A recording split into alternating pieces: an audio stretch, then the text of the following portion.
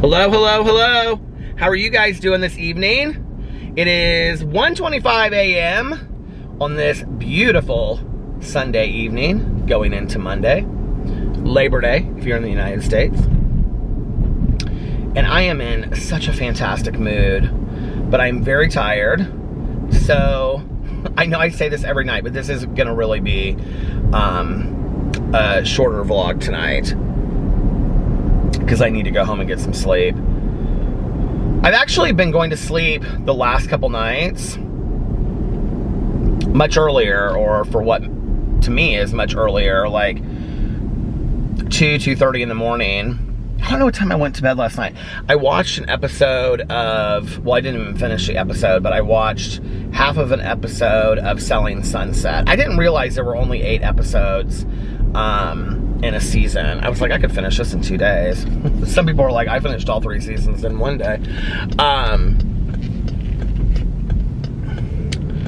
But yeah, I've been going to bed earlier, and the thing is, I have been sleeping still until early afternoon, and I'm sleeping for long periods of time, and I don't really know what's going on. Although, I think I kind of figured it out a little bit. I figured it out today, I think. So I'll share that with you. I'll share that with you, and then I will tell you about our little family get-together that we had for Alex's grandma's 90th birthday today, which was just, it was such a great day. We got there at 4, and I literally just dropped Alex off at home like 10 minutes ago, 5 minutes ago. So we were there forever. We had just such a great time. It was so nice, and it was just like, you know, immediate family members, and we did like this whole like, they hired a photographer. Well, Alex like helped his mom hire this photographer that's a friend of Alex's at the beginning, and like he was there for like an hour in the park with us and took some pictures like in the house, like, because we don't have any like family pictures of all of us together, so we all wore white. That's why I have this white shirt on. But anyway, I'll tell about that in just a second. So I woke up today, and my leg was really hurting today, and it's kind of back to where the nerve that originally started hurting, like that area, that's where it started hurting today, or that's where it was hurting today. And I was like, but it hurt more than it usually hurts. And so I got up, and I was kind of like limping and stuff a little bit, and I was like, man, is this like going back? Because I haven't done anything, you know, to help it get better. The physical therapy hasn't started, and I haven't done any of this kind of stuff. And I'm like, is it like kind of reversing back to where it was when it first hurt, you know? Which is probably the case. If you don't do things to make it get better, it's gonna get worse, right? So I just kind of was like, I wasn't real negative about it. I just kind of was down, I think, when I woke up, and Alex could kind of tell, and he was like, what's going on? And I was like, my leg just hurts today. Well, my back and my leg hurt today more than they usually do and stuff. And he was like, babe, you've got to really figure out what you're going to do about this. I was like, I know. And I've kind of just been waiting. It's been like this waiting game, you know? So Alex had to run to Costco to get a bunch of stuff for like the get-together. And so he was like getting champagne and stuff for that. And then he wanted to get a gift for his grandma, so he went to Bed Bath & Beyond, because he wanted to get her this like light to do her fingernails. She loves to paint her fingernails. So, but he couldn't find this thing that he was looking for. They didn't have it, the one that he was looking for, or something like that. So he went to Old Navy next door, and he ended up buying us these shirts. You can't see it, but they have little black polka dots on them. They're so cute. And he bought us matching shirts. We twinned it up today, which he's always so like, never would we ever twin. We did it one year for a Halloween costume. We were lumberjacks, and he said never again. It was that was a cute costume though. We wore like cut off jean shorts and like construction boots and flannel shirts with like what do you call them, suspenders, and we carried like these little chainsaws. It was a good costume when I was much thinner and in shape. So anyway,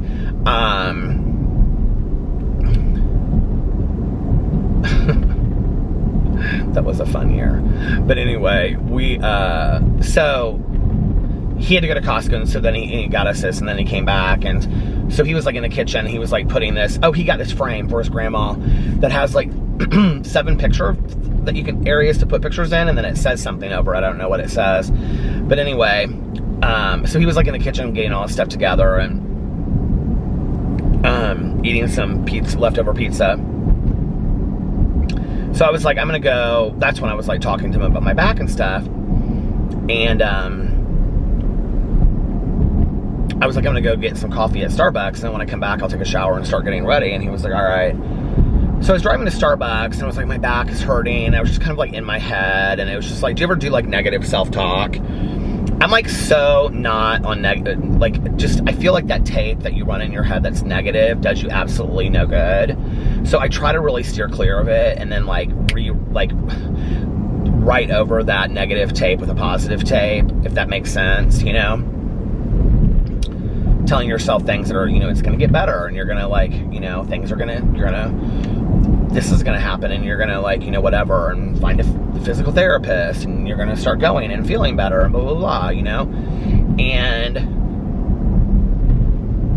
I was like, okay, why are you sleeping these long hours?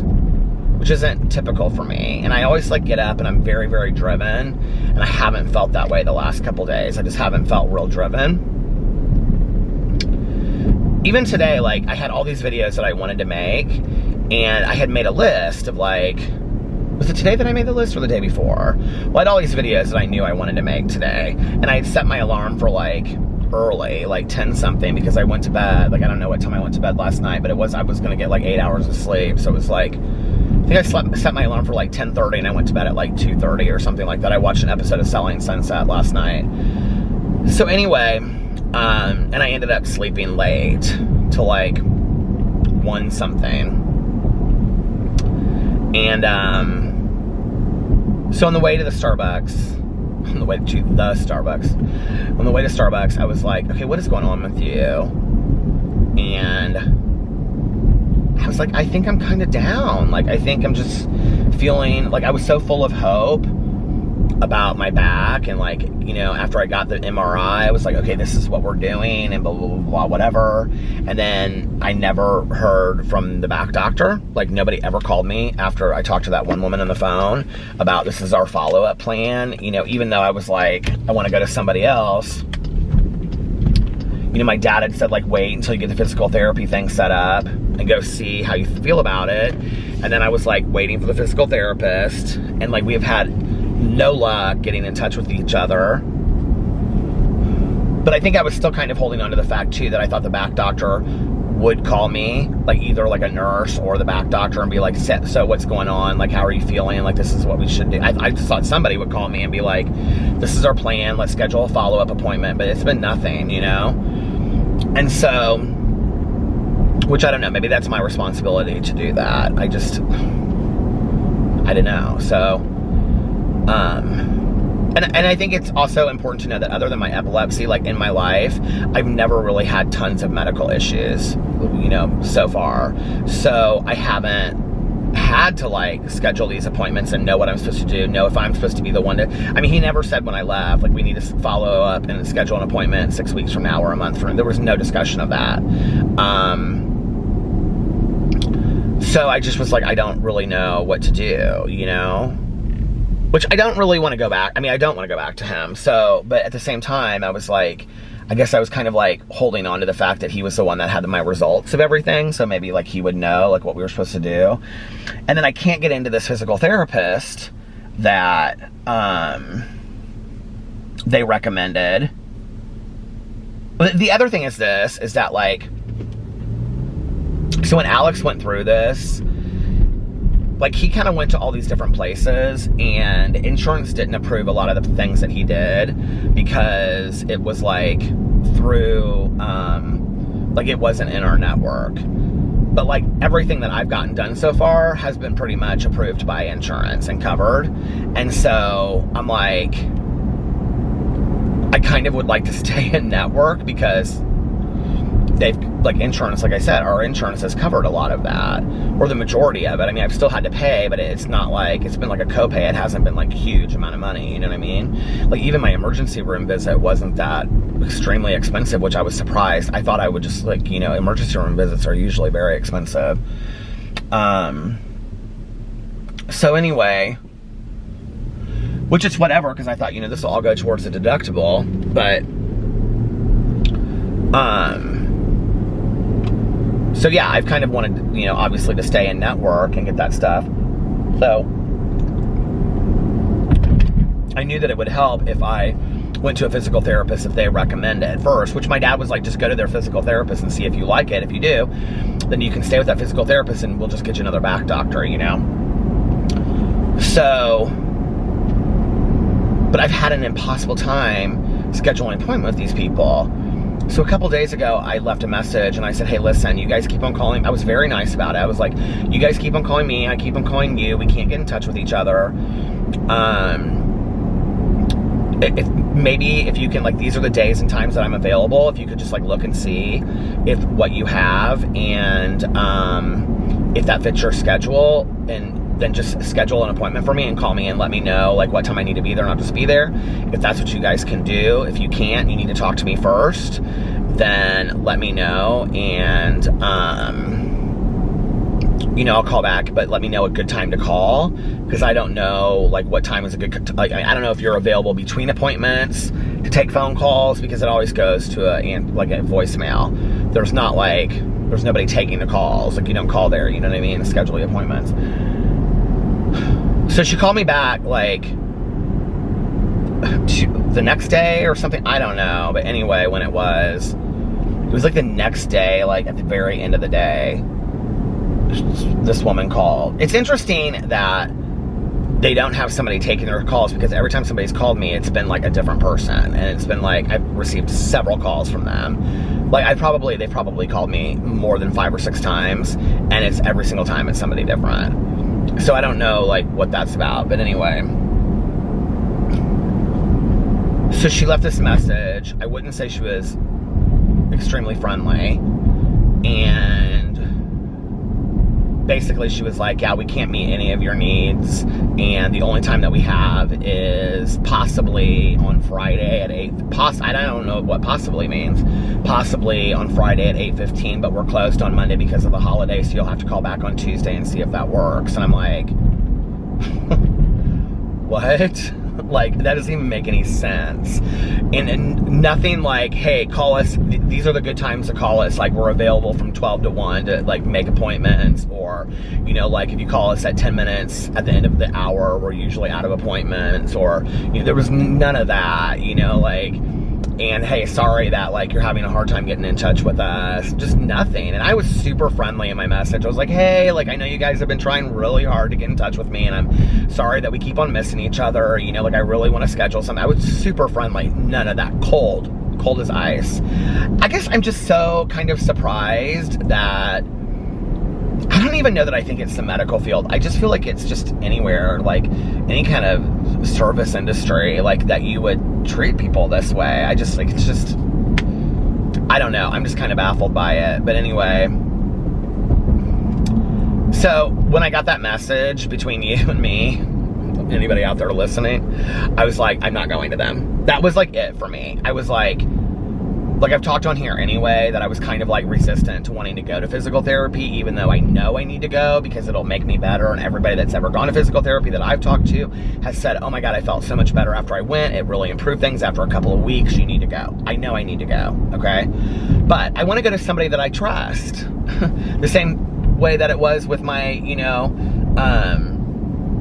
my physical or my personal trainer. It's like, I want to go to somebody that I trust when I'm like doing all these things that I'm not going to want to do anyway. So I hope that I can kind of build some kind of like rapport with that person, you know? So I was like, so that was like Friday, I think. And I was like, I wasn't angry, I wasn't mad, I wouldn't say I was sad. I just kind of was like losing hope at that point. Like I felt like I was kind of like, I didn't know what I was supposed to do. I was like, okay, so what do I do now? So I thought I saw a car over here just like racing through the parking lot, but I didn't. So I was like, I don't know what to do, you know? So I was going to Starbucks today and I was like, I think that's what it is. I think I'm starting to feel a little hopeless about all of this. And I just feel like I'm kind of like stuck in this waiting game. And the thing is, about me, like, I'm not somebody that sits and waits and I usually, like, if things in my life that I want to achieve, like, I go after them, you know? Things in my life that I want to accomplish, like, I sit down and I do them, you know? And so I think I felt kind of like, well, here I am at the mercy of somebody else. But in reality, I'm not. And I realized that today, and I don't know why I kind of bought into that. So in this 10 or 15 minutes on the way to Starbucks to get my coffee and come home, I was like, okay, so Tuesday. Oh, and this like family doctor that my dad was going to get me in with, like, is not taking any new patients. Supposedly. So, and I really wanted to get in with a new family doctor to like get my health stuff checked. And I was like, I really want to I want to be healthy across the board. I want to lose weight. I want to get back in the gym. I want to like, not just lose weight, not just fix my back, but I want to be in the best health possible so I can fully enjoy my life, so that I can live to 90, so that I can, if I don't live to 90, the days that I have left, that I can fully enjoy, and like, I need to do the work that's going to get me there. Like, I'm responsible for that, you know, just like I was responsible for my sobriety. So I was like, okay, on Tuesday, my sponsor told me she loves her family physician and she can get me in with her like anytime because she knows her as a friend. So I was like, I'm going to call she's like, oh, you would love her, Peter. She's great. You guys would get along so well. So I'm going to call my sponsor. I'm going to get her number. And on Tuesday, I'm going to call and schedule an appointment. I'm going to call Alex's back doctor, who's a friend of ours anyway. And I'm going to schedule an appointment because Alex gave me his nurse's name. So I'm going to schedule an appointment with him to go see this new back doctor. And then my friend Valerie loves her physical therapist. So I'm going to call her physical therapy place where she goes, which is like this big, it's not just one, it's like a physical therapy, you know, unit. I'm going to call there and see if I can schedule an appointment, if they can get the order from my back doctor, and then I'm going to go to the new back doctor once I've started that. Or when I call to set up the appointment with that nurse, see if they have somebody that they recommend. And if they tell me to wait until I come in to see him, then that's what I'll do. But I'm going to get it started, and I'm going to start, you know, I'm going to feel like, I don't know, like, I'm going to get some of this hope back in my life that I had. I just can't continue to go on like this. You know, there's things I want to do. I want to be able to get up on roller skates and not feel like I'm afraid that I'm going to, like, hurt my back and not be able to move ever again. You know, I want to be able to, like, do stuff, like, I want to get back in the gym. I want to start walking or running. And I'm not going to let this get me down. I'm just not anymore, you know? And I don't know, it was really weird. Like, I started feeling, like, really empowered and invigorated after that. I don't know what happened in that, like, 15 minutes. I was like, Peter, this is not you. Like, you don't let stuff get you down. Like, you just, I mean, you allow yourself to feel your emotions and your feelings, but, like, you know, you have plan B, plan C, plan D, plan E, plan F, plan G, plan H, plan I. I mean, you know, if this doesn't work, this doesn't work, this... And I've just been kind of sitting in this, like, okay, well, I guess I'll wait for them to call. And I think it's just really adding to me feeling like, well, nothing's getting better, you know? And I'm not going to sit here on a pity pot and feel sorry for myself because nothing's getting better when I'm not doing anything to make it better, you know? So it's time for me to pull my resources and take my health back in, you know? Getting it together. So that's my plan on Tuesday. which I feel pretty good about.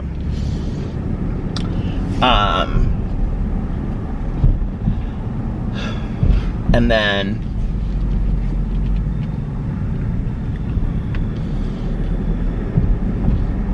yeah, so that's that. So I came home and I took a shower and I got dressed, and Alex and I drove to his aunt and uncle's house, and I told Alex about what like I thought about on the way to Starbucks. And he was like, I think that's great, babe. He was like, I think you'll feel really good, you know? He was like, once you feel like you're, you know, the one making these, you know, plans and things like that for your health to get better. So I'm kind of excited about it, honestly.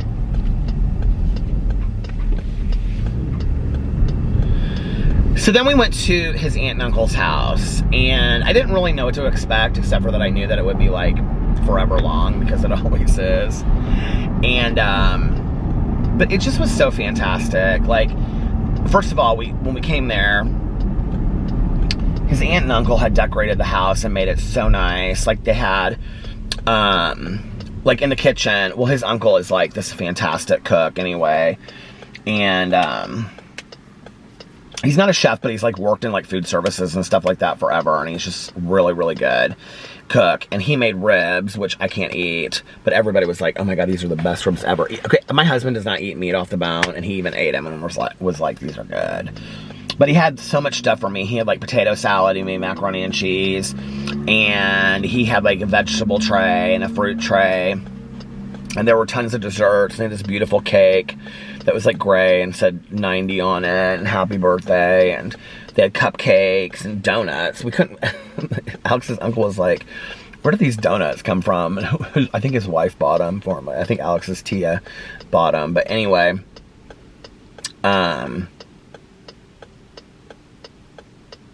so it just was immediate family members only. It was like Alex and I, his mom, his grandma, aunt and uncle, his other uncle, and then Carlos, Liliana, and the kids. And it was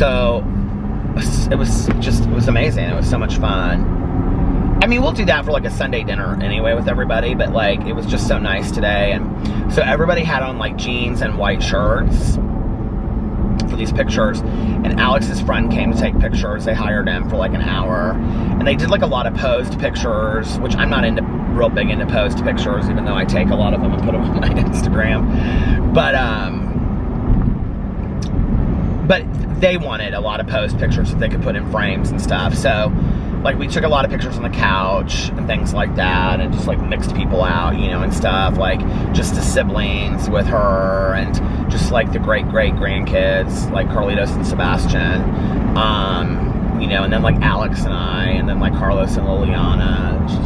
And then we walked down to the park. There's like a little park in their neighborhood, like 1 block up. There was nobody there. It was just us. Well, there was like one couple on a swing, and they had like a newborn, and then there was like this guy that was walking the circle, just the park over and over again. And then there was like this guy that was like skateboarding through the park. That was it. So we were pretty much to ourselves. I just took a bunch of pictures out there, really cool pictures. Alex got some really neat pictures with his abuela. I'm so happy. So we came back and we sat around for a little while and sat outside. They had like this awning thing outside, this gazebo kind of deal. And they had a table out there for her to sit under, because she wanted to sit like under this, like away from the sun.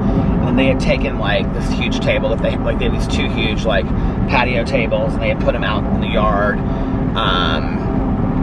And then Carlos like helped set up this like DJ deal thing, but it was like just music playing out of these speakers. It was like so funny. It was like all these like old songs, like the Whitney Houston I Will Always Love You, and then it was like 70s music and 50s music and stuff. I don't know. He was playing some playlist, I think, on YouTube or something, but anyway. So we just sat out there and talked forever, and then we ate, and so good. It was so fun. And it was beautiful out today too. It was like like 80, 79, 80, 77, something like that. And it was like breezy. It just was like a perfect day for it. When we left the house, it started to rain a little bit. And I was like, not rain, but like just like a little like, you know, sprinkle. And I was like, sprinkling.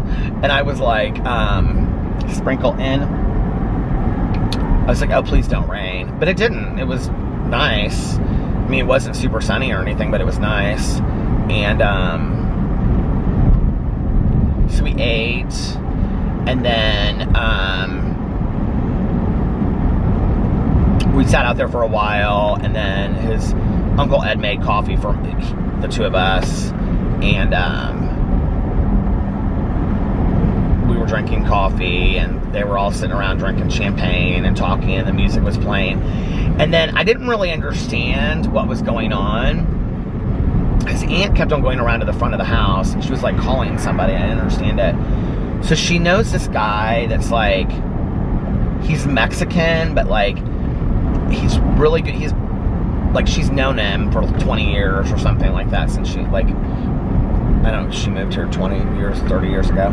But anyway, she's known him forever. And so he like sings all these Venezuelan songs, but like these old songs. And so like, he like dresses like in a mariachi outfit. I guess he's in a mariachi band, he was telling me, but anyway. But he knows all these like Venezuelan songs, like songs that like Alex's grandma listened to, like when she was dating his grandpa and stuff.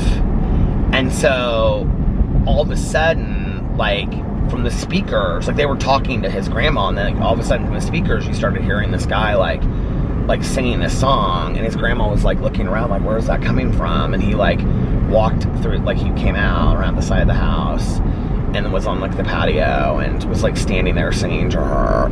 She lost it, like literally just started bawling. And they were telling me that like back in the day, like when Alex's mom was like in high school and stuff, they would have these parties and like these singers would come and they would sing like all these songs. And so it was like her having like all of these songs that she used to have parties, and they would have singers come and, you know, and it was like all of these favorite songs that she like danced to, like with her grandpa and stuff. My husband bawled his eyes out the entire time. It was so sweet. This guy just sang like one song after another, and then Alex's mom was like Alex's mom and Liliana were like asking for like certain like old dance songs to do, and they were like dancing to it. It was so fun, and this guy just like sat out there, and he was so nice, and so he sang like all these songs, and then yeah, and that was it. I mean, just he stayed for like, I don't know, like about less than an hour or something, and then singing the songs, and then we just all sat outside this big huge table and just like talked and told stories, and it was so much fun. It was just like absolutely so much fun. Alex's Uncle Ed and I went inside a couple times and sat down on the couch inside. I was getting kind of like tired at one point, and the kids were watching the Disney Channel in their stuff. They're trying to keep them away from their tablets, from like, 'cause like Carlitos is on his tablet like all the time, so they're trying to like keep them away. So they were like playing outside forever. They were climbing this tree, and then they were dancing, and like they're really trying to get them to interact a lot with like the family and stuff. They're such good kids, and it just was such a nice family day, you know. It's just like, she was so happy. Oh, this was really cool. So like the directions were not really communicated to me very well. Like until today, I didn't even know that we were all wearing white for this photography deal. And so we all wore white, but then like when we came back, did we wear white for dinner? Well, we wore white the whole time. But like at one point, I don't know when it was I think maybe before dinner, I can't remember, Alex's mom, aunt, and grandma and Liliana all went and changed. And they all wore black and white and these big hats. and like it looked like they were like dressed for like the Louisville, like the Kentucky Derby, and then Alex's grandma was like in this like gown, it stopped. I was even holding it when it stopped because it was like turning, or I was like trying to turn it back this way. But his grandma had on like this beaded like evening gown that was really pretty. And she just had such a great time, you know, and I mean, what a life, 90 years, you know. I was like, it's so crazy. My dad turned 80, you know, like what, 2 weeks ago. And now she's 90, and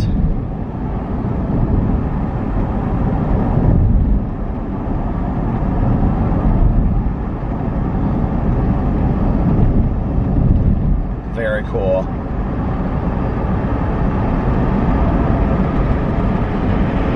I think it's cool that Carlitos and Sebastian get to spend so much time with their great-grandma, you know, like,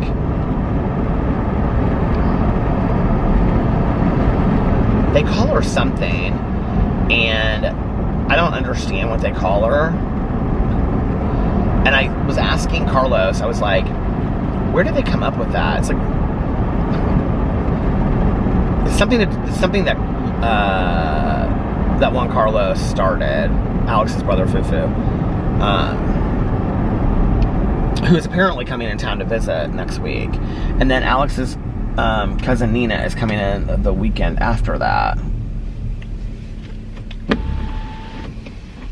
I haven't seen Carlos. I haven't seen Fufu and Jesse. They're both coming. I haven't seen them. They're like staying like a week with her family and then like a week with like not us, but like our family. I can't remember the last time. Well, it was would have been a year ago, almost exactly a year ago, because it was when we went. Oh my God, the battery's about to die. Thank God I have 2 other batteries. I hope these batteries are charged. But the last time I saw Fufu and Jesse was when we, I'm gonna pull around through these Wendy's, was when we went out to San Diego.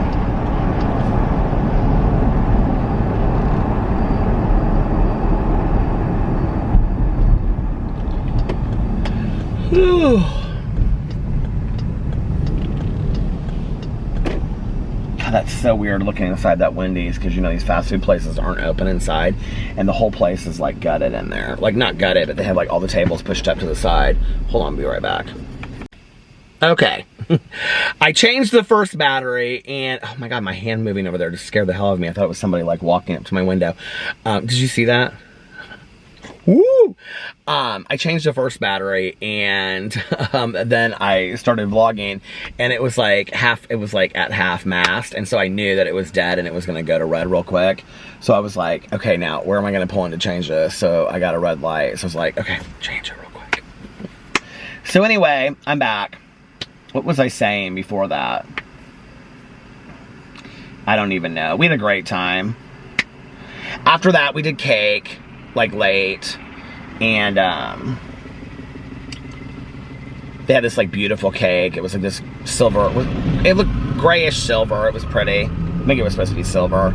It had all these beautiful silver balloons and cupcakes and stuff like that. And then like everybody was like holding a phone, and they had like all these people like, you know, on like they were zooming them or whatever, FaceTiming people, you know, that they could like that, you know, couldn't be there, so they were like, you know, holding up the phone, all these people. It was kind of funny while we all sang happy birthday to her, Feliz Cumpleaños.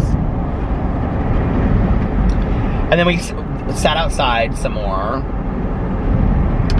And then Alex's uncle was like, we should probably go inside because the neighbors are probably thinking it's like really loud out here, because everybody was laughing and telling stories.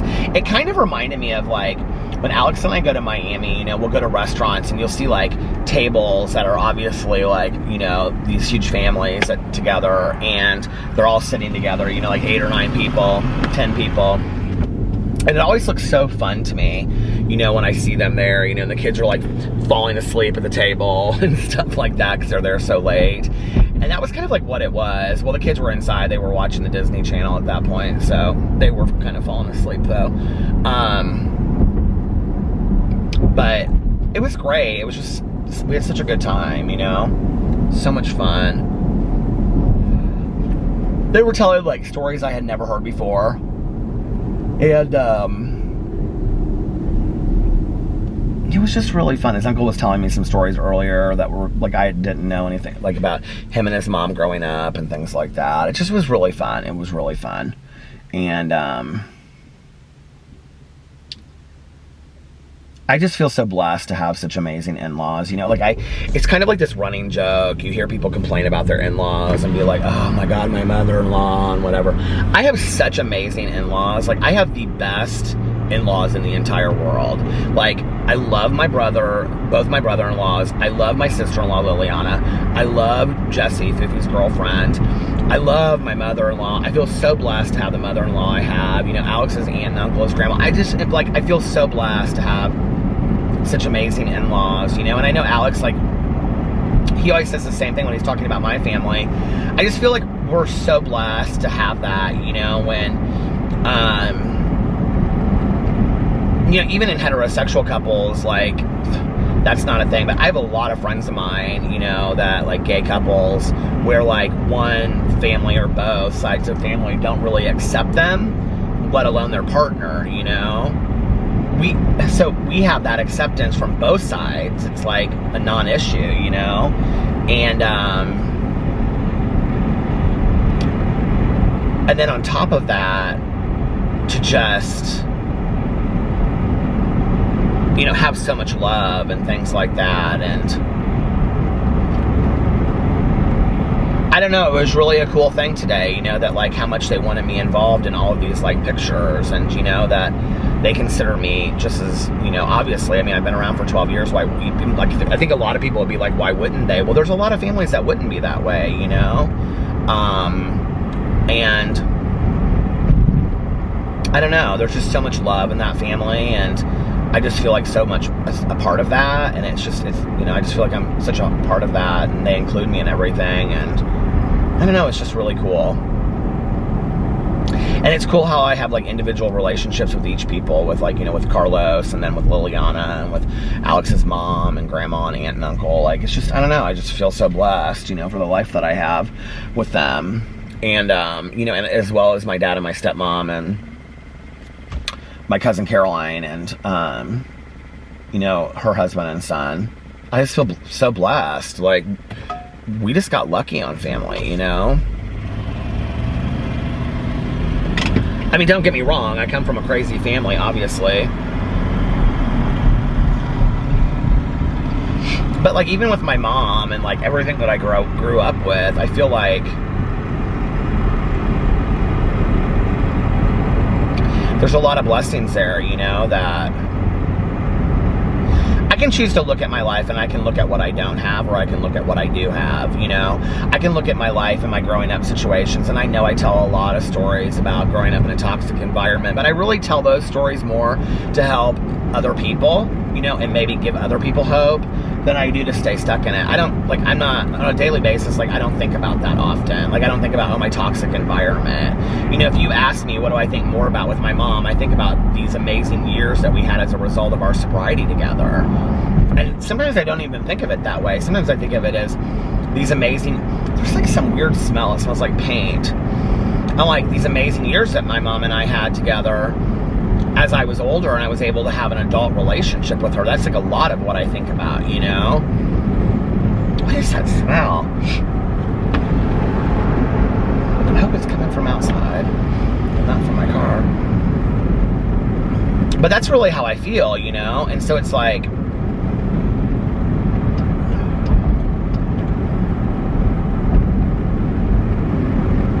I don't know. You know, the other thing is, like, I would say for much of my childhood, too, I kind of,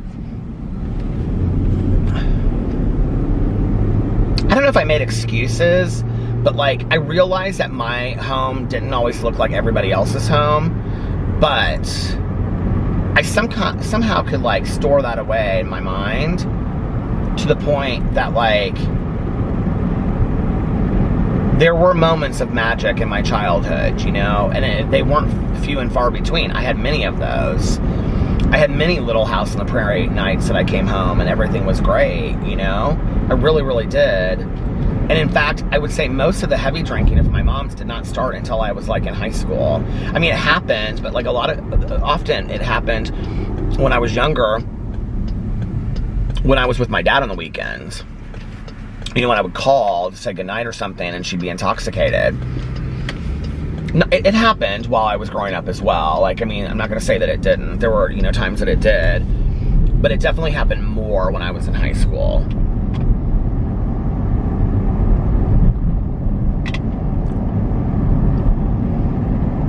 And I think a lot of it had to do with financial stuff and being alone. Like, I think when I was in high school, my mom knew that the day was coming that I was going to move out and be away. Like, I think she was scared, A, of that. B, like, and I didn't know this till I was older, that, like, part of their divorce decree said that, like, every year that my mom stayed in the house, she got less money, like, a less percentage. So, like, when they divorced, if she had moved out, like, I think she was allowed to stay in the house for, like, so many years, and, like, it wouldn't affect the whatever, but, like, then after that year, like, if she didn't move, like, her percentage went down. Does that make sense? So, like, I knew, like, the longer she stayed in the house, the less she was going to get out of the house by staying there. And also, I think, like, I'm sure, like, child support and stuff, she was scared because she knew sooner or later that was, like, I mean, that was getting cut off soon because, you know, it was going to be, you know, I don't know, like, I think fear really crept into her when I was, like, 18, and, you know, financial fear. My mom was always scared of, like, money stuff. I think financial fear, safety of, like, taking care of herself, like, all of that, I think, really scared her. Not to mention, my mom would always, like, she loved the house that I grew up in. She loved it, right?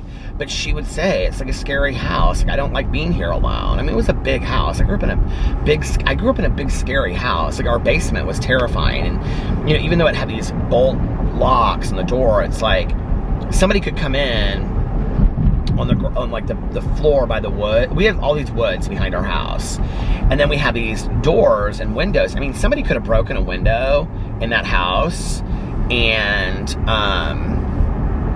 in the basement, and she was 2 floors up, and gotten in on the basement floor, and she would never have known, and they could have gotten in the house. And she would always, like she was scared about stuff like that. I mean, I didn't even really consciously think about that until after we were out of that house, how scary that was, you know, that, like,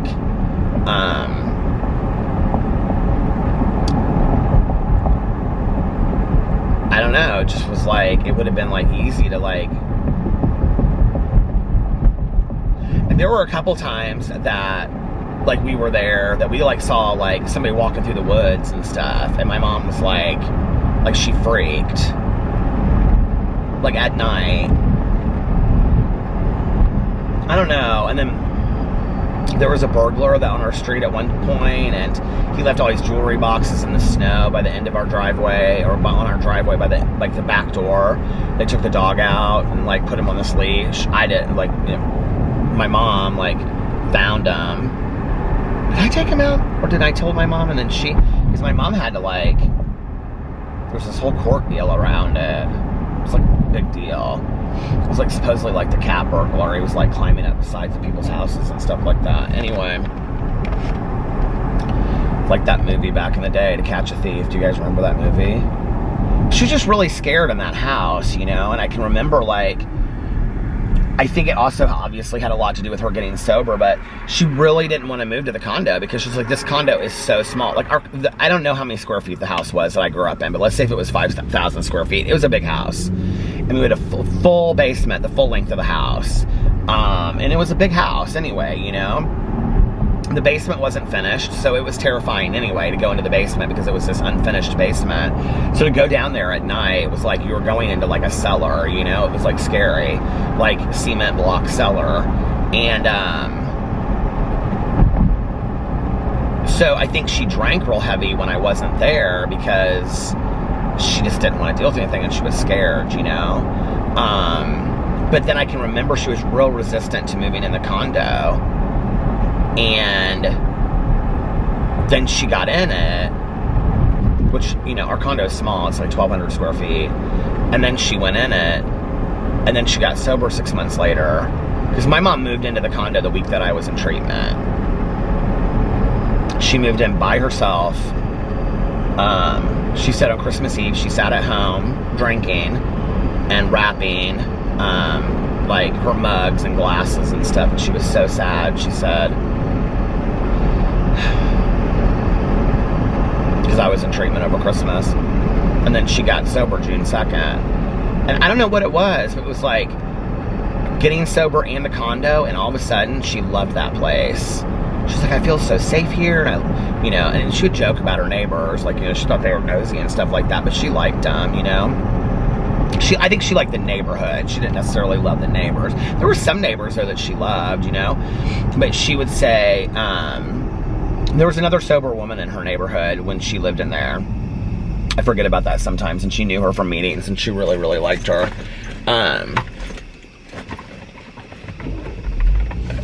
I think she may have passed away before my mom did, actually.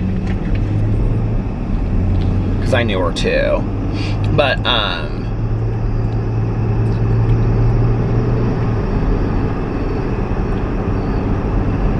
yeah, because she lived on the lake. She had like a little boat out there and stuff, a little rowboat.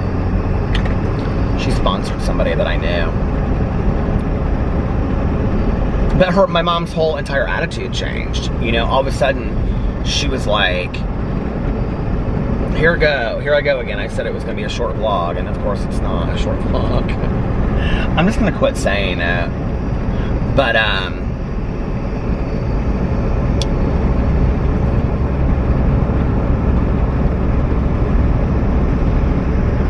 don't know. I think that her fear went away a little bit, you know, of being in this, like, smaller condo that, you know, she felt safe in. She never felt unsafe, I don't think, in the condo. She never said anything to me about it the way that she did about the house. And then she'd start talking about, like, she would refer to the house as, like, that huge atrocity, she would say.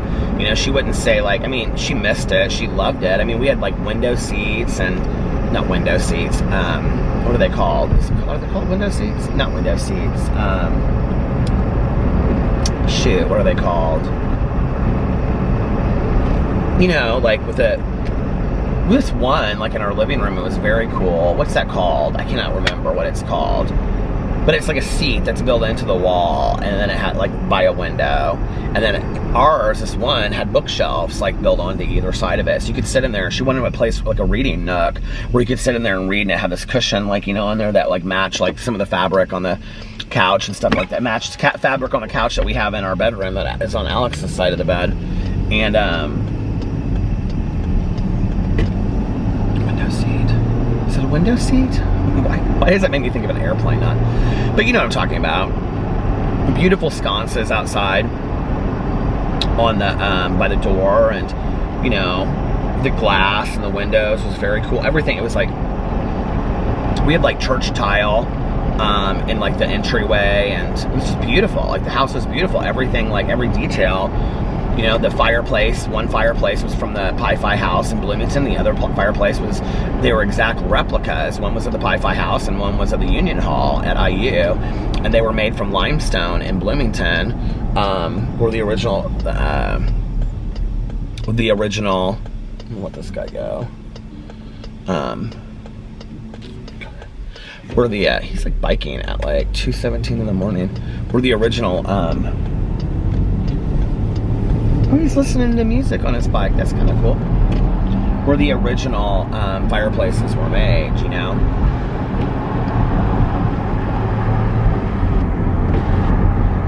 It just was it was a very cool house, and but like I think in retrospect, she just looked at it as this big scary place that she just kind of festered and drank years and years and years in, you know, and it wasn't like my high school years there were the greatest. I mean, we did not have tons and tons of happy memories there. We had some, but it wasn't this place that we looked back on, you know, and funny because I wrote this into my book that I wrote, but I wrote it a little bit different. I remember the house did not, so my mom moved out in December, but the house did not sell till like that summer. So everything was gone out of it. And she would go over there and like clean stuff up and whatever. And I remember, but it was completely empty. It wasn't staged or anything. And I can remember when it sold, she said, do you want to come and see it one last time? And I was like, yeah. And I came over there, and I remember we walked around. We had this like hot water tap in the kitchen. Like, you know how some people have that spray thing? Well, we had like this hot water tap. So it was like this big thing, and you could like put instant coffee or a tea bag or hot chocolate in a mug, and then it was like boiling water. You just turned it and it was boiling water. It was very cool. And so she brought like 2 mugs, and probably those mugs with the sailboats on it that I love. And then she brought some instant coffee, because my mom loved instant coffee. And she made us a cup of coffee, and we sat out on the front porch. We were both sober, you know. We told some good stories about the house and like what things we would remember about it. I remember her purse was sitting out there, and she said, do you want to hide a penny somewhere in the house? Like, that will just be from us? I think it was like such a weird concept at that. You know, I had never lived anywhere else that I remember. When I was 4, we moved from Chicago when I was 4. We lived in an apartment for a year, and then we moved into the house, or a year or 2. And then we moved into the house. So really the house is like the only place that I ever really knew, you know? I lived there from 5 or 6 until 23, you know? Well, I didn't, but my mom lived there until I was 23. I moved out when I was 18, about on my 18th birthday.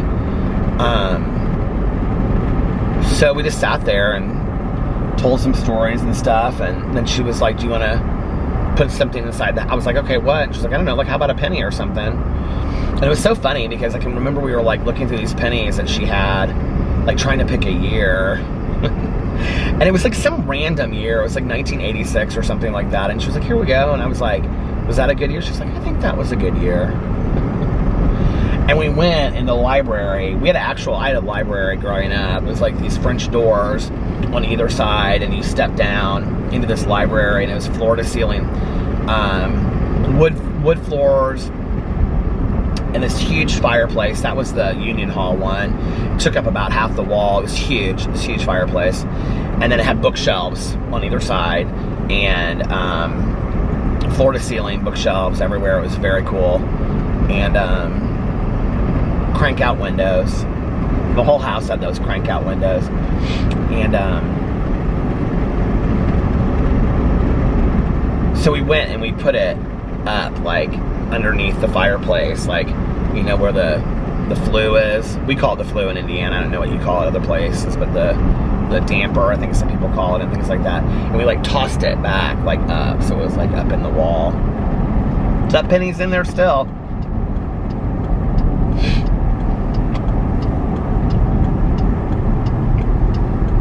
A couple years ago, I drove by the house not too long ago in one of my vlogs. A couple years ago, it was for sale. A doctor had bought it, a single doctor. It's had like 5 owners since we lived there. Because Caroline always kind of keeps me updated on it. In the front, when you walked out, it had a brick courtyard that was like, probably when you stepped out, you stepped down 3 steps, and then it was like 15 feet forward and probably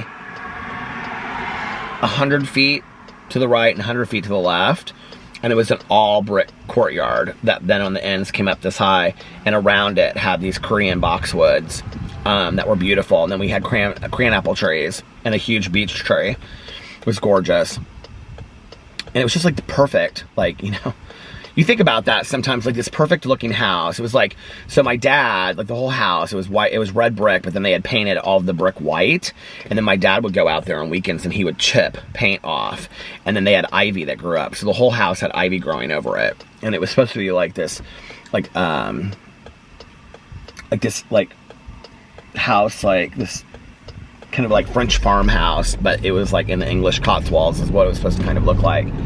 Something you'd imagine like in a book, you know? And it very much did look like that, but you think like this beautiful house, and this is not the first time I've thought of this, but this beautiful house that like, I mean, literally when I was going to school, like people would say to me like, where do you live? And I would tell them where I lived, and then they would say, which house do you live on that street? And I would say, and they would say, like kids' parents, you know, would say to me, or teachers, oh my God, like that's my dream house. Like I wondered who lived in that house. Like that's my dream house. And it wasn't because it was like palatial, because it was a big house, but it wasn't like where I lived. I mean, people were building $1 million houses that were 4 times as big as my house. So it wasn't like that, but it was a nice house, you know? It just was unique. It was real different, and people always would like kind of like come by. We got a lot of like letters through the years that people would say like, if you ever think about selling your house, let me know, I'm interested in it. Is this gas station closed up here? I was gonna stop at this gas station and go to the bathroom. Are you kidding me? It's closed. I wonder why. Well, I won't be going there tonight. That's weird, they're always open late. So anyway, where am I out on time? I can't even see. So when this doctor was selling it, it was a single doctor. I think he's the one that was selling it. Caroline said, do you want to go see the house? Now, was this while I was vlogging? This might have been while I was vlogging, since I've been vlogging, although I don't feel like it was. But I was like, let me think about it. And then she sent me like the link to like the pictures inside. And like he had completely finished the basement. He did or somebody else did, I don't know. And then they had put like where the kitchen was, they had like knocked a wall out, because the kitchen was like, so you'd walk in the front door, which was on the front, like the front door was on the first floor, but then it walked straight through the entryway into the kitchen. But then in the kitchen was on the second floor. If that makes sense, because the basement was the ground floor, because so the house like was on the hill like this. Does that make sense? So what was the first floor over here was on the second floor over here. Does that make sense in the back? So they had knocked out this wall over here and put a deck that went into the woods, like over the creek. It was very cool. And I was like, oh God, I love this. And they had like a screened-in patio over there. It just was beautiful. They had done a beautiful job of it and redone a lot of things. And my mom would have loved it. She would have been so happy, you know. I think about that sometimes, like with our house. Like, my mom would be so happy that like I used the patio a lot this summer and whatever. It was so funny because I was talking to, when we were at the park today, they had like a community pool over there, and I was talking to Alex's Uncle Ed, and I swear to God, I thought I heard something behind me. And I said, oh, did you ever go to the pool? And he goes, yeah, I went about 35 times this summer. I said, did you really? He was like, yeah. He's like, I never usually use the pool, and I really wanted to use it this year. They've been in this house for like, I think I asked him tonight, he said 21 years or something like that, that he and Jackie have been there. 26 years? I think he said they've been there 26 years, actually. So I said, he's like, yeah, he was like, I'd go almost like 3-4 times a week or something like that. And he was like, I'm talking to the neighbors. I met all my neighbors. I was like, oh my God, I did the same thing in my neighborhood. We were laughing. I said, I had such a blast this summer. He was like, I did too. So, but anyway, I didn't go look at the house that time. I think I would today. I think like if the house was listed today, I would go and I'd like to go and walk around inside and see what it looks like. I'd like to see it. I honestly do not know that I'm emotionally strong enough. I think if I walked in, I think I would just lose it, you know? My mom actually named the street. We were the second house in the street, and so they let us name, like us and the other house, let us name the street, and the other people that live in, that they built their house at the same time that we did. And it's actually, it was another doctor that was a friend of my dad's. And they were kind of like around the cul-de-sac, but like we shared like the same woods. It's hard to explain. So like their house was here, and our house was here, and there was a like the street went around like, and here was the cul-de-sac, but like our woods back here like backed up to each other. So like our backyard, we could see their backyard, not their backyard, but like their back, you know, their house and stuff like that. We didn't really have much of a backyard because it was the woods, but I mean, in all honesty, we probably had 20 feet of backyard that went right into the woods. It went right into the creek. The other thing that's really cool is, I think I have told this on here before. So my aunt, the summer before we were moving in, like a whole year before, my aunt bought all of these bags of wildflower seed. And she just went, my Aunt Kathy, and she just walked through the woods out there and just sprinkled them. She just, for hours, she just walked back there. So when I was growing up, our entire woods back there, I mean, she spread them everywhere. Creek beds, everywhere. So for my entire childhood, when I woke up and I would look in the summers, like or in the spring and summers, out my backyard, it was just wildflowers I mean, you'd see greenery, a creek, and wildflowers. It was beautiful. And you could smell it, like in the window, you could smell all the wildflowers that were coming in, and it was incredible. Just was a beautiful place to grow up, you know? How did I get started talking about that? I don't even know. It makes me sad, you know, when I mean, it doesn't make me sad, like I don't get sad, you know, and stay there, but like Alex's mom and his, you know, and Liliana tonight, like dancing, and they were having so much fun, and I was like, my mother would have loved this. Like, we had fun Christmases and stuff like this, but it was never that, you know, it was never just play music and dance. My mom would have loved it. My mom would have loved to have just sat there, and she would have been so like enamored, I think, of the culture and asking questions, and they're such a teaching family, you know, and she would have loved, you know, Carlitos and Sebastian, and she would have just loved to be part of the family. She would have loved it, you know. I mean, every bit thing about her. She would have. My mom and Alex's mom would have gotten along so well. They're very similar, except for that my mom wasn't very independent. That's the one thing. Like, his mom is very independent, like on her own kind of woman. Like, but they would have I could totally see Alex's mom like taking her under her wing, you know. It stopped. I literally cannot believe that I have been vlogging for an hour, you guys. I didn't even realize it. But my mom would have loved that, you know, to like... It was funny because I was watching this show with the kids on, I don't know, they were watching some Disney show. I was asking them questions about it. I was like, no, what's going on here? It was some show about a camp. It was so funny. They were so into it. They were like this. Do you ever like watch a show that you have absolutely no interest in, and then you like start watching it and you like kind of like are like, what's going on here now? And it was this silly show. These kids that just so overact. I think they must be told to do that so the kids get like that are watching it get more into it, because they're like, oh my God, it's Judy's birthday, and you're like, is this for real? Because nobody talks that way. You know what I mean? But anyway, I don't know. It's some show about some camp.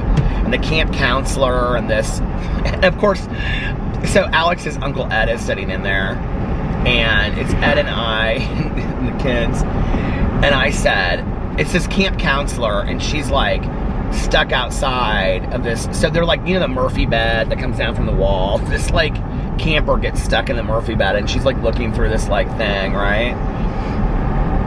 She can't get out, and so this camp counselor's been there like talking to her the whole time, and she's like, I just missed the days that we did like spa Sundays. And I was thinking about that. That's what made me think about this, because Alex's mom would love to just like do spa Sundays and watch Mamma Mia 15 times in a row. You know what I mean? Like, my mom would have loved that kind of stuff. And so anyway,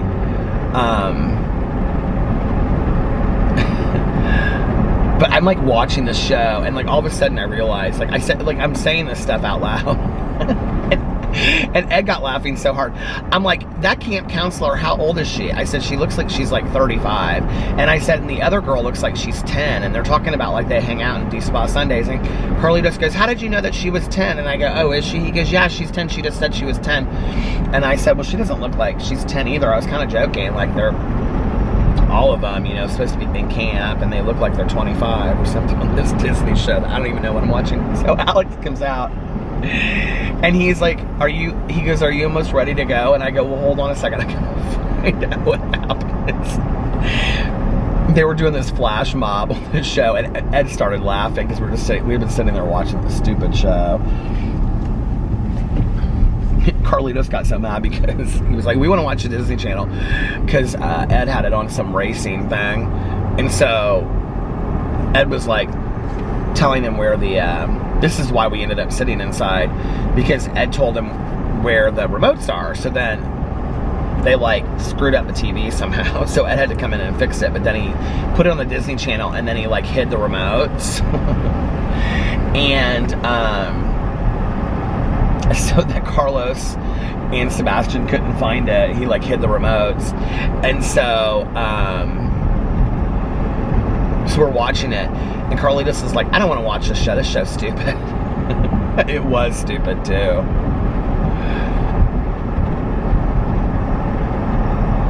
I remember like when I first started dating Alex, like it's taken me a long time to kind of get used to all of that. Like when I first started dating Alex, there's that house that always looks so pretty with all the lights. They had all those like lights like that tonight too, outside on the patio. But like I remember the first Christmas that I spent with him at his house, and like I didn't really get it. You know, like my Christmas, like I said this to Ed tonight, I was like, our holidays are like 2 hours or less. And he started laughing. He was like, yeah, mine too.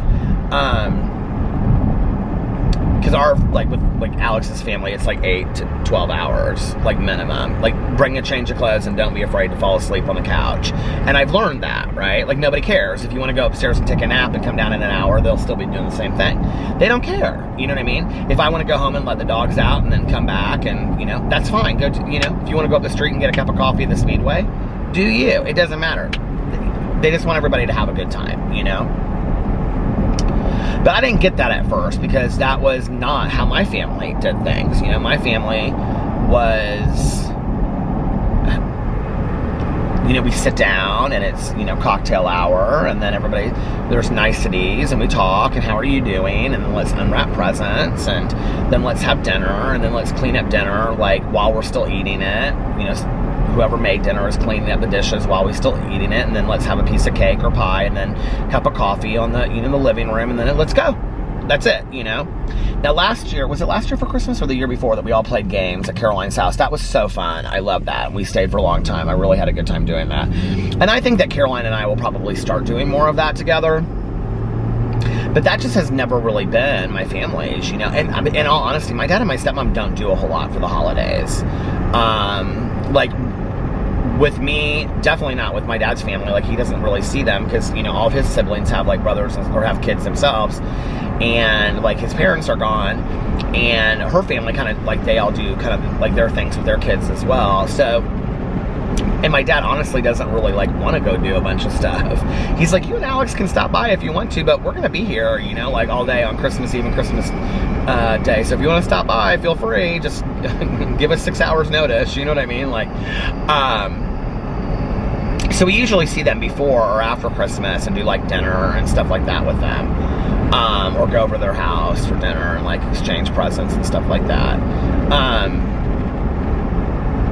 The other thing is, like, my dad is just, like, not big on presents, like, giving them or getting them. He's kind of like, no, we don't do that anymore. Like, what did he say to me? It was like, I was like 24, 25. Oh, maybe I was even older than that. And I said to him something about, like, what do you want for Christmas? He's like, you don't have to get me anything. I don't want anything. He was like, anything I want, I just get for myself. And I was like, Dad, don't say that. Let me get you something for Christmas. He was like, my dad's, like, very cynical when it comes to holidays. He calls them all Hallmark holidays. And I said, Dad, I said, let me get, what do you want? And he was like, well, I don't even know that we're getting you anything. And I was like, what? And he goes, yeah, after 21, we don't do Christmas presents and we don't do family vacations. I was like, oh my God. He was totally joking, but not really. But they don't really do, like, they'll get Alex and I something matching that they think we'll like, you know? And like maybe gift certificates to like, they usually get us like the car wash things and things like that, but they don't like go all out. They don't go out for each other and they don't go out for anybody else. My dad's just not like into all that stuff anymore. He just really isn't. You know, when I was younger, he did. Oh my God. I mean, like, I got beautiful gifts when I was growing up, and he would surprise my stepmom and I and be like, we're going on vacation. When? Tomorrow. We leave at 6 a.m. You know, go pack your bags. And, but like, my dad is a homebody now. Like, he doesn't like to leave his house. He likes to be at home with the dog. And my stepmom really doesn't like to either. Like, they really love to just be at home. You know, they love to have us over there and stuff like that, but like, they don't really like to leave the house a lot. And they have a gorgeous house.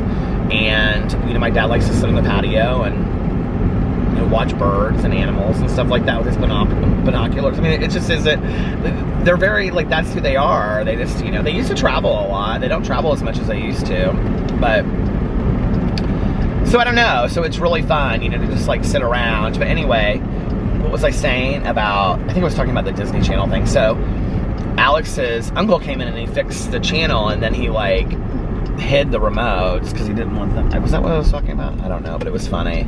Ed and I got laughing so hard. So Ed and I were asking each other questions about this show. And I was like, what camp counselor is 35 that comes to camp and she's like full glammed out? I mean, her hair would, like, she'd used a flat iron. And like, she had all this, like, her makeup was perfection. It was just like, you know, I was like, is she a MUA? Is she a makeup artist? Because she looks like one. I don't know what that show is. I'm sure people in the comment sections below are going to be like, this is such and such show and whatever. I couldn't even kind of like keep up with what was going on. It was like forever somebody's birthday on this show too.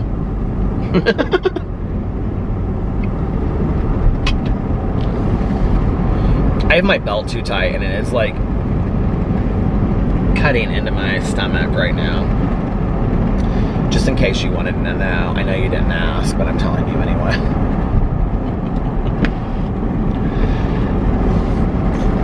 So it was kind of a perfect day.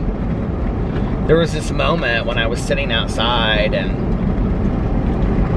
Alex looked over at me and he was just smiling and his mom was laughing and like nobody was like really on their phones much, you know. It was like, I mean, a couple times I like tweeted out, I put a couple pictures up, but that was it.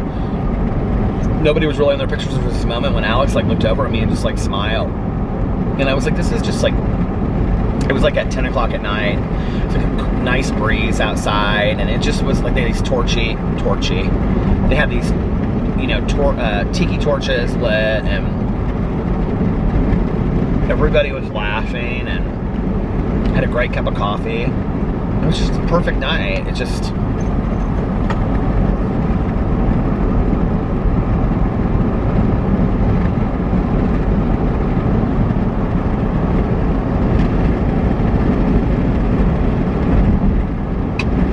I wish you could have seen the look on her face when this guy came out. I actually have video footage of it, but that's private and I'm not going to include that in here. But like the look on her face of when he came out and was like standing there and was like singing. I mean, she totally was surprised. Singing this song that was like one of her favorite songs, you know. It'd be like, you know, I don't know.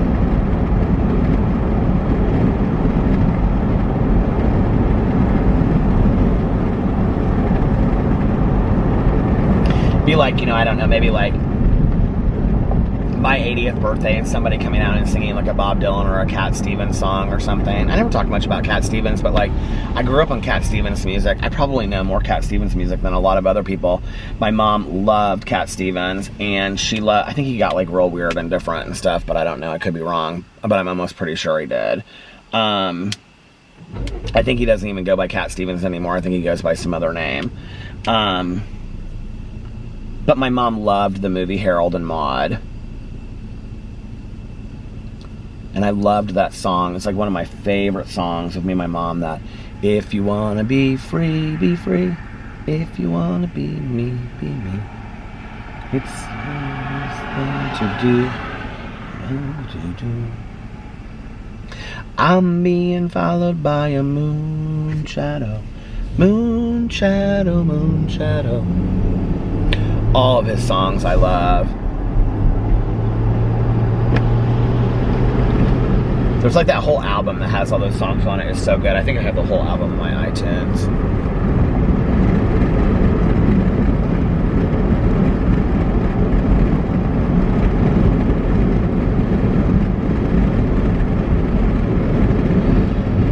Oh man. Somebody had brought her like red roses. I think it was Alex's uncle actually got them for her. Like long stem red roses. And they were in the kitchen in this vase. And Carlos got one at one point, and he like went and took it to her and got like on his knee and gave it to her. It was so sweet. And then like at the end, when this guy was singing, Alex like sat in front of her and like put his like head on her like on her lap.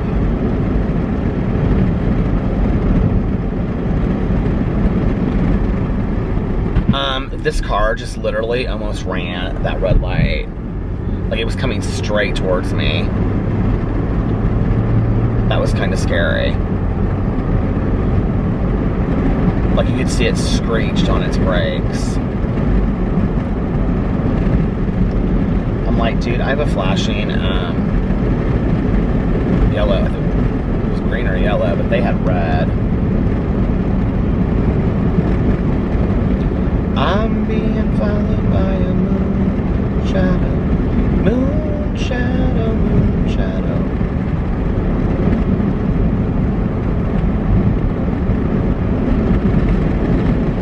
I need to get this belt off. It hurts so much.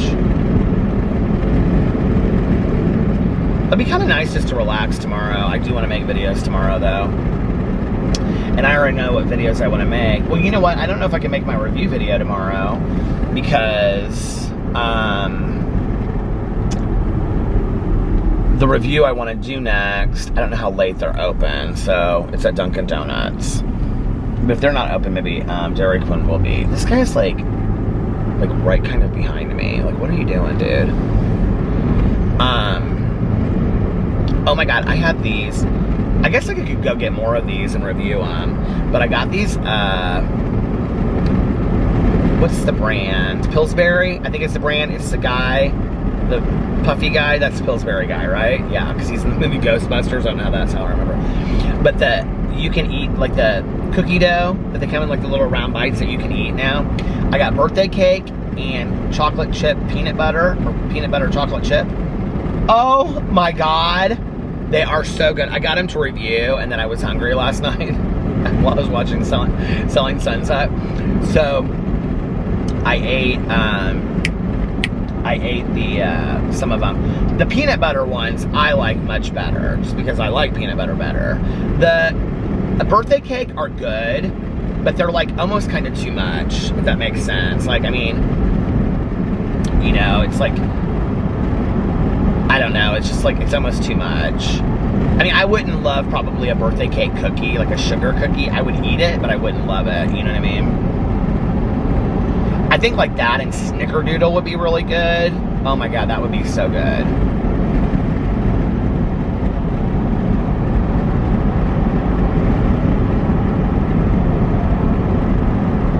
Yeah, I think he's been drinking. He just passed me. He's doing one of these deals with the lanes.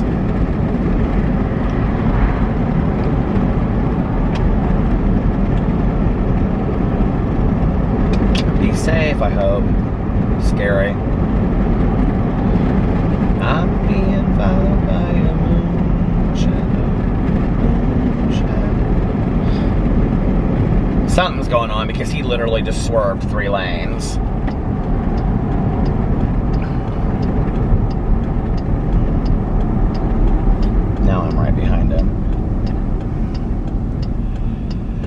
Oh man, I have to go to the bathroom. There's nowhere to stop.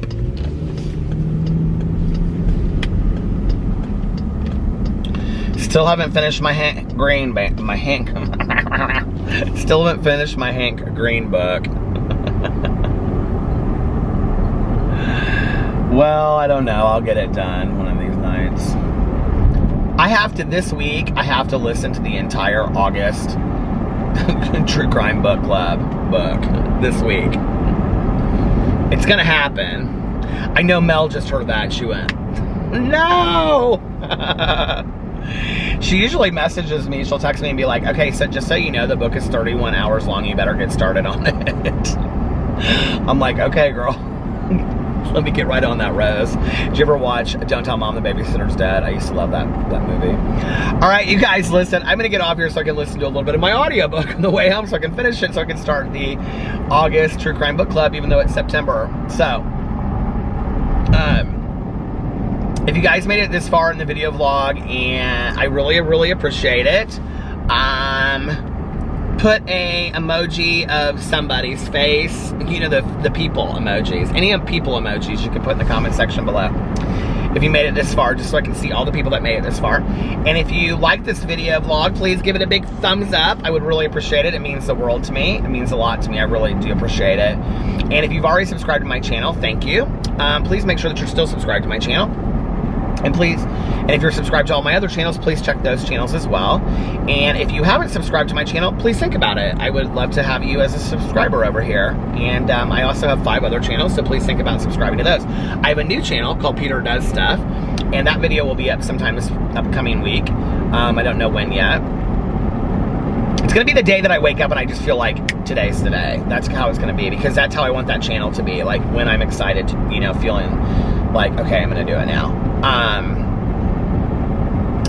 And I also have new merch, so go check it out. And I also have new candles that are called Be Too Much, and they smell like kind of floral spa. So go check those out as well. All that stuff is linked below. And I hope you guys are having an amazing Monday, unless you have other plans. But like I always say, don't have other plans. Make the most of your day. Do something fun today. Do something exciting. Try a new TV show. Try new food. Or watch something that you love to watch and eat a food that you love already. And also do something that will make yourself proud when you look back on it. And if nobody else has told you this today, I love you. Make sure that you look at yourself in the mirror every single morning and every single night, and you tell yourself, I love you, and at least one positive affirmation, like you are valuable, or you are talented, or you are beautiful, or you are smart, or you are loved. Whatever you need to hear and believe. And yeah, and every night before you go to bed, say this about the next day, and every morning when you get up, say this about your morning. Say, today is going to be an amazing day. I'm going to be happy, joyous, and free all day today. I'm going to sing, I'm going to dance, I'm going to laugh, I'm going to cry if I want to, if I need to. I'm going to feel all of my authentic, real, genuine emotions today. I'm going to be true to myself. I'm going to be too much. I'm going to pursue my dreams, accomplish my goals, and put one foot in front of the other towards having the life of my dreams. And if I have to work today, I'm going to do so with a smile on my face and try to be a positive contribution to the world and try to do the best work I possibly can. And if I don't have to work today, or when I'm done, I'm going to do all the things I love to do. Like, I don't know, canning fruit, or watching TV, or talking on the phone with friends, or reading, or writing poetry, coloring in the coloring book, or I don't know, whatever. Cleaning out your fish tank, I guess. Whatever you feel like doing today. And then I'm also going to spend time with friends and family if I can or if I want to. And if I can't or I don't want to, then I will spend time by myself, enjoying my own company and getting to know myself better, and doing things that make me happy. And I will have great opportunities come my way all day today, and positive experiences all day today. And if my day gets off track and I start to get a little negative, or I start to get down, or, you know, my day starts going in the wrong direction, well, I can start my, well,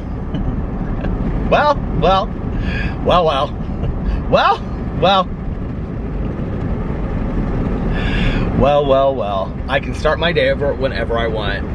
I can start my day over just like that. And just go into the other room and say, I'm starting my day over, and then walk back into the room again, you know? Say, I'm not going to allow this negative thought process in my head to affect my day today. I'm exchanging a day of my life for today, and I want to live my life to the fullest today and enjoy it as much as I possibly can. And some days are going to be tougher than others, and we have to maybe save those times for when it's going to be really, really tough, you know? And not let the pretty good days go with the wind because we allow ourselves to be negative on those days, you know? We got to maybe start our days over and, okay, I want to enjoy today. I want to have a good day today. And most importantly, make sure that so anyway, have a good day today. Don't lose today and look back on it and be like, oh my God, I could have done this and this and this and this if I had just been in a better mood. Snap out of it! Do you remember that from Cher and Moonstruck? I used to love that movie. I haven't seen that movie in forever. I should watch that movie again. I actually used to watch that movie and drink in my bedroom at my dad's house. Is that not crazy? I don't know when that would have been. Maybe some weekends when I would stay there after I had already moved out. Some weekends, like after I moved out, some weekends I would go and stay at like my dad's house.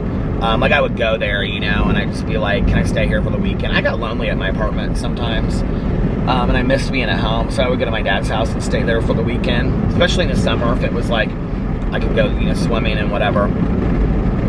I would drink, this is so Moonstruck of me.